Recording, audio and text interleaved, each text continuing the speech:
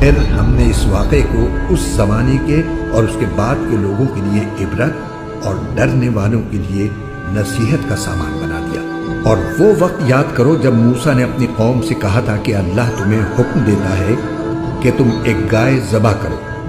وہ کہنے لگے، کیا آپ ہمارا مذاق بناتے ہیں؟ موسیٰ نے کہا، میں اس بات سے اللہ کی پناہ مانگتا ہوں کہ میں ایسے نادانوں میں شامل ہوں جو مذاق میں جھوٹ بولیں۔ انہوں نے کہا کہ آپ اپنے رب سے درخواست کیجئے کہ ہمیں صاف صاف بتائے کہ وہ گائے کیسی ہو۔ اس نے کہا، اللہ فرماتا ہے کہ وہ ایسی گائے ہو کہ نہ بہت بوڑھی ہو نہ بالکل بچی، بلکہ ان دونوں کے بیچ بیچ میں ہو۔